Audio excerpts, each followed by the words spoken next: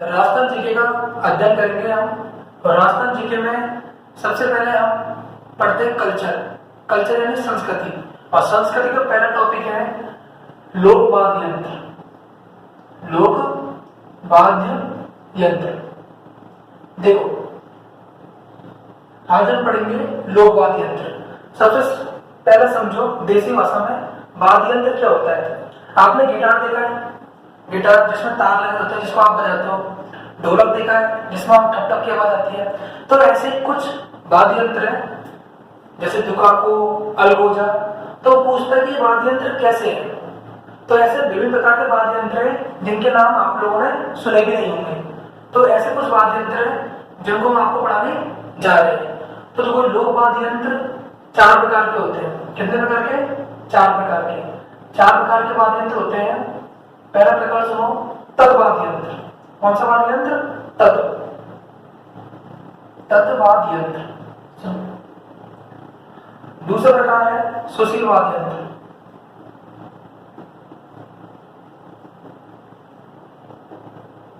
तीसरा देखो आप अवनत वाद्य यंत्र। और चौथा देखो आप इसमें घन वाद्य यंत्र। अब सुनो तत् वाद्य यंत्र। हम पढ़ रहे वाद्य यंत्र। वाद्य यंत्र में पहला प्रकार है तत् वाद्य यंत्र, दूसरा सुशील वाद्य यंत्र, तीसरा अवनत वाद्य यंत्र, चौथा घन वाद्य यंत्र। तो प्यारे बच्चों एक चीज देखो, तत् से ते बढ़ाओ तार। क्या बढ़ाओगे? तार। ऐसे वाद्य यंत्र जो किससे बने होते? तारों से। किससे बने होते?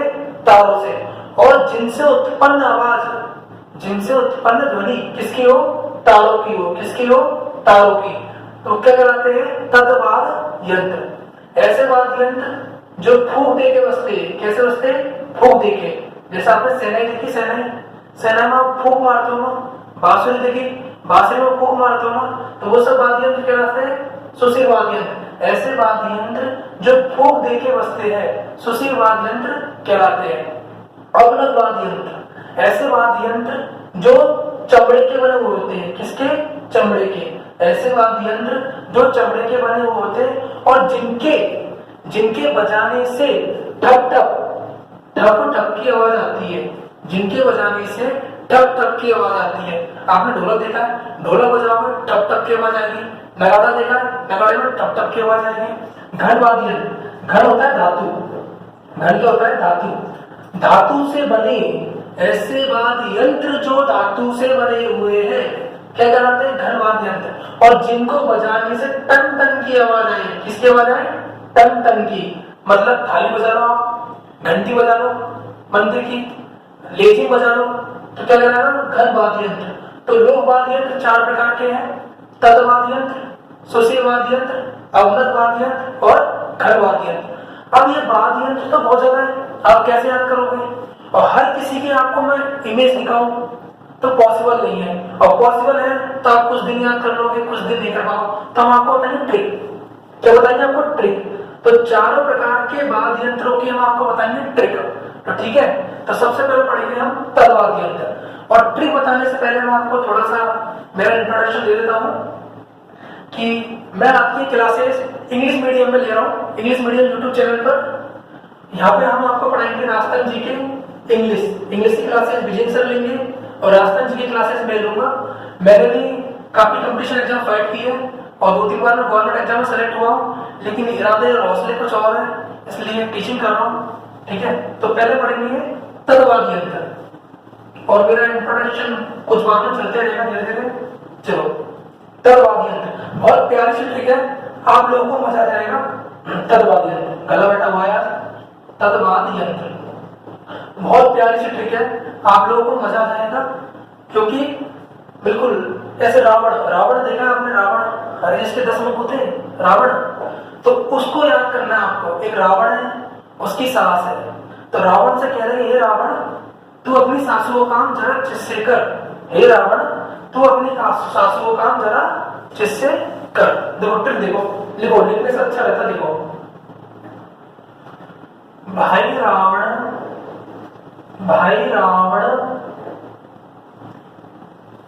सासू भाई रावण सासू का काम जरा चित सु करो। भाई रावण सासू का काम जरा चित्त सु करो। अरे ये काम वो वाला मत ले जाना, ये काम बहुत नॉर्मल वाला काम है, क्या उस काम में ले जाओ, ठीक है। भाई इसमें क्या है, तो भा भैंस होगा तो भपन, भपन वाद्य यंत्र है, तो कैसा वाद्य यंत्र है, तत्वाद्य यंत्र। हम क्या पढ़ रहे हैं, तत्वाद्य यंत्र। ऐसे वाद्य यंत्र जो तारों से बने होते और सबसे महत्वपूर्ण बिंदु तारों से बने होते, उसके बाद उनसे उत्पन्न स्वर किसका होता है, तारों का। उनसे उत्पन्न ध्वनि किसकी होती है, तारों की। तो वैसे भपम, ई से इकतारा, ई से इकतारा। अब मेरी बात सुनो, इकतारा में एक तार होता है, इसलिए इसको बोलते हैं इकतारा। क्या बोलते हैं इसको, इकतारा। ऐसे ही आपका है दो तारा, दो तारा। ऐसे ही आपका क्या है, दो तारा। और ऐसे ही आपका चौतारा, चौतारा। अच्छा, आप सोच रहे होंगे सर आप क्या पागल हो गए क्या, इसके पीछे तार आ रहा है, हम तो वैसे पहचान लेंगे, आप क्यों पढ़ा रहे हो। तो बेटा मेरी बात सुनो, ऐसे ही एक है सतारा। क्या है, सतारा। इसके पीछे भी तार आ रहा है, लेकिन ये तत्वाद्य यंत्र नहीं है, यह सुशीलवाद्य यंत्र है। और एग्जाम में काफी बार आ चुका है कि निम्न में से कौन सा तत्वाद्य यंत्र नहीं है, और बच्चे इसको देख के मालूम कर लेते हैं ये तत्वाद्य यंत्र है। तो मेरी बात ध्यान से सुनो, तो आपको सिर्फ याद करना ट्रिक से। तो मेरे से ट्रिक बोलो पहले, भाई रावण सासू का काम जरा चिस्सू कर ले। भाई रावण जो तेरी सासू है ना, बाको काम तो मन लगा के कर, जब सासू का होगी खुश होगी। तो भाई रावण सासू का काम जरा चिस्से कर ले। रावण से लिखो रावण हत्या, रावण हत्या। सा से लिखो सारंगी, सा से लिखोगे सारंगी। और सु से लिखो सुरलिया, सु से क्या लिखोगे, सुरलिया। तो एक बार रिपीट करते हैं, देखो। भा से बपन, ई से इकतारा, इकतारा याद हो गया। इकतारा की विशेष ध्यान रखो, इकतारा वो वाद्य यंत्र है जो मीरा जी होती है ना, गुजरात की पत्नी मीरा जी ने बजाया था। दो तारा, चौतारा। रावण से रावण हत्या, सा से सारंगी, सु से सुरलिया। और काम से लिखो कामेचा, काम से लिखोगे कामेचा। कामेचा एक वाद्य यंत्र जिसको मांगिया जाति के लोग बजाते हैं। कौन बजाते हैं, मांगिया जाति। बात की बात है, मैं आपको समझा दूंगा। जैसे लिखो जंतर, जैसे क्या लिखोगे जंतर। रे से लिखो रवाज, रे से क्या लिखोगे रवाज। एक तो आपका रवाज है और एक आपका रवाब, दोनों अलग है लेकिन एक साथ याद कर लो। एक तो है रवाज और एक है रवाब। ची से लिखो चिंकारा या चिकारा, चिंकारा या चिकारा। और तै से लिखो तंदूरा, तै से लिखो तंदूरा। देखो ये आपको तै, तै से क्या है, तंदूरा।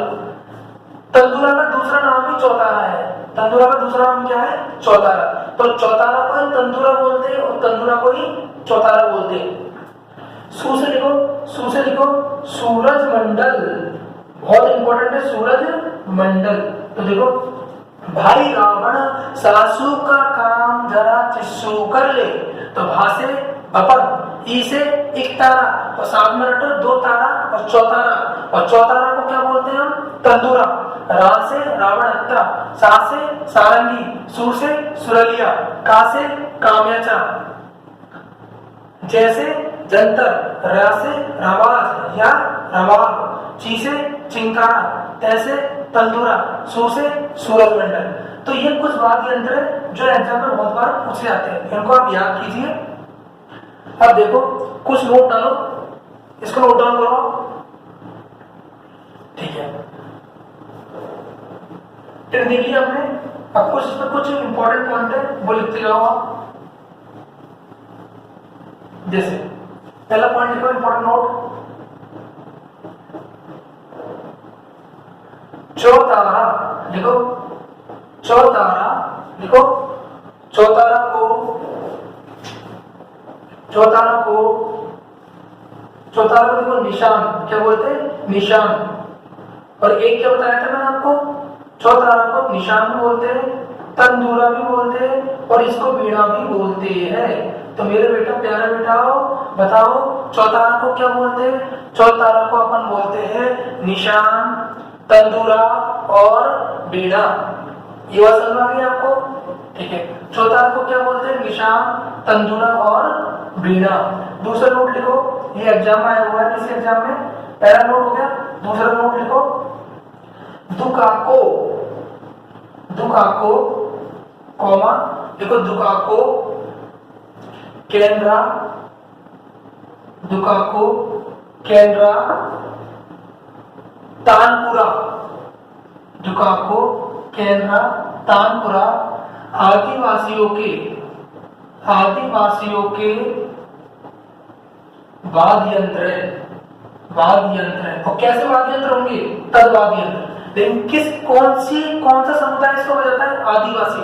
आदिवासी में फेमस कौन सा है? दुकाको। सबसे इंपॉर्टेंट है दुकाको केनरा। केनरा को केनरा बैंक से याद कर लो, दुकाको केनरा। ये बात समझ आ गई आपको? और एक जो तीसरा नोट है वो आपको लिखना है, ये राजस्थान सुजस।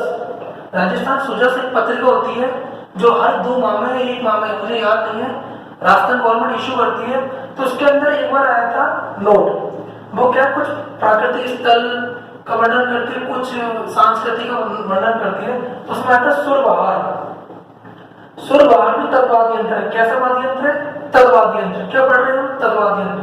सुरबहार तद्वाद्य यंत्र है जिसके अंदर 7 तार होते हैं। जिसके अंदर कितने तार होते हैं? 7 तार होते हैं। तो हो सकता है कभी एग्जाम में पूछ ले, तो सुरबहार, सुरबहार के अंदर कितने तार होते हैं? 7 तार होते हैं। इसको नोट डाउन कर लो आप, ठीक है।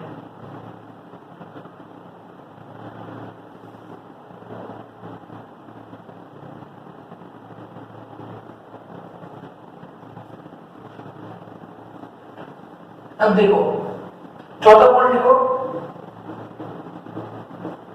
रावण हत्या। रावण हत्या को लिखो, रावण हत्या को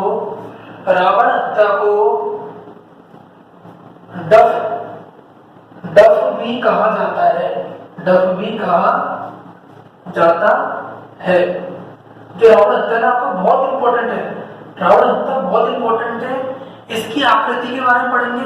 इसकी आकृति अर्ध गोलाकार जैसी होती है। गोला होता है ना, गोला, उसका कटा हुआ हिस्सा, नारियल का कटा हुआ हिस्सा, यह नारियल का कटा हुआ हिस्सा, यह अर्ध गोलाकार। तो ये रावण हत्या, इसकी आकृति कैसी होती है? अर्ध गोलाकार या नारियल का कटा हुआ हिस्सा, जिसको अपन क्या बोलते हैं? डफ। जिसको अपन क्या बोलते हैं? डफ। 5वां पॉइंट लिखो,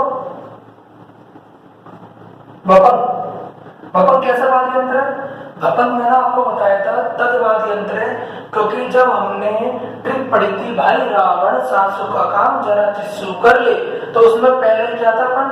भाई, और भाई से क्या था अपना? भपक।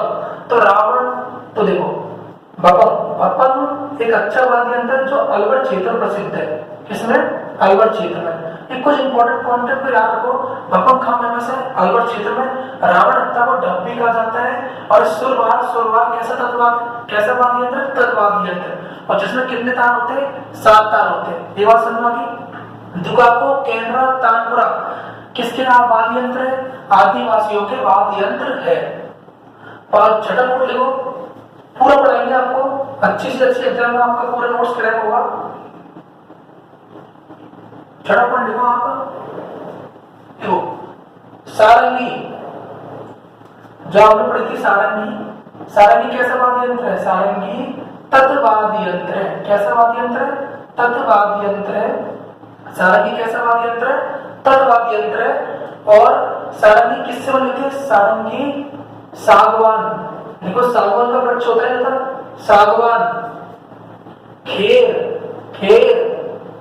रोइडा, सागवान, खेर, रोइडा, किन सागवान, खेर, रोइडा नामक वृक्षों की, सारंगी, सागवान, खेर, रोइडा नामक वृक्षों की जड़ से बनाई जाती है। वृक्षों की जड़ से बनाई जाती है। तो सारंगी किससे बनाई जाती है? सारंगी उत्साह से सागवान, खेर, रोइडा नामक वृक्षों की जड़ों से बनाई जाती है। इस पॉइंट पे लिखो। देखो, जो आप तत्वादी यंत्र है किससे बजाते हो आप? उंगली से। जो एक छोटा सा इंस्ट्रूमेंट होता है, हल्का सा ऐसा बजाने का, इसको बोलते हैं गज। ये तारों से बने हुए वाद्य यंत्र को बजाने के काम आता है। इसकी मदद से हम तार वाले वाद्य यंत्र को बजाते हैं। इसका नाम क्या है? गज। गज क्या है? इसकी मदद से हम तार वाले वाद्य यंत्र को बजाते हैं। तो तत्वाद्य यंत्र में हमने क्या क्या पढ़ा? तत्वाद्य यंत्र में हमने सबसे पहले पढ़ा ट्रिक। ट्रिक क्या थी? भाई रावण सासू का काम जरा चिस्सू कर ले। ठीक है। उसके बाद उसके पहला नोट क्या पढ़ा? दुकाको, केंद्रा और तानपुरा आदिवासियों के वाद्य यंत्र है। और कैसे वाद्य यंत्र है ये बताओ? तत्वाद्य यंत्र है। सुरवार कैसा वाद्य यंत्र है? तत्वाद्य यंत्र। रावण हत्या को डब्बी कहते हैं, जिसकी आकृति नारियल के अर्धगोले के आकार के समान होती है। आकृति के बारे में हम वीडियो के एंड में, यानी तो इस लेक्चर की एंड में बात करेंगे किसकी क्या आकृति होती है। एक तो इम्पोर्टेंट है, तो कुछ एग्जाम में पूछे और इम्पोर्टेंट भी है। ठीक है, वो हम आपको बताएंगे। कुछ वाद्य यंत्र किसी क्षेत्र में विशिष्ट है, उनके बारे में आपको बताएंगे। जैसे भपंग कहाँ का है? अलवर के लिए, अलवर क्षेत्र में भपंग की मान्यता जाता है, यानी वहां पर अतिथि आते हैं, उनका सत्कार करने के लिए भपंग का इस्तेमाल होता है। और जैसे कुछ वाद्य यंत्र को बजाने के लिए कुछ महारथी होते हैं, उन महारथियों के नाम हम पढ़ेंगे वीडियो के अंत में, इस लेक्चर सीरीज के अंत में। ठीक है, और फिर हम इसमें बताएंगे कि किस वाद्य यंत्र में, तत्वाद्य यंत्र के किस वाद्य यंत्र में कितने तार होते हैं, किसमें कितने रावण हत्या में कितने तार होते हैं। ठीक है, सारंगी में कितने तार होते हैं। तो थोड़ा पढ़ा लेकिन इजी है, लेकिन आपको सिर्फ एक चीज पे फोकस करना है, इसकी ट्रिक पे। ट्रिक याद हो गई तो आपको नोट की जरूरत भी नहीं पड़ेगी, उनसे आपका काम हो जाएगा। ठीक है आपको। तो पहला टॉपिक हमारा खत्म हो गया, इसका सब टॉपिक खत्म हो गया, लोक वाद्य यंत्र, तत्वाद्य यंत्र। ठीक है, अब कल हम पढ़ेंगे, कलम क्या पढ़ेंगे बताओ? कलम पढ़ेंगे सुशील वाद्य यंत्र। क्या पढ़ेंगे हम कल? सुशील वाद्य यंत्र क्या होते हैं? ऐसे वाद्य यंत्र जो हम फूंक देके शहनाई, मुरली, जिसमें हम फूंक देके बजाते हैं और जिनसे उत्पन्न ध्वनि हवा के माध्यम से आपके पास में आती है। यानी हवा, जिनसे उत्पन्न स्वर किसकी देन होती है? हवा की। किसकी देन होती है? हवा की। ये बात समझ आ गई ना? ठीक है, चलो थैंक यू। आज के लिए इतना ही बहुत है।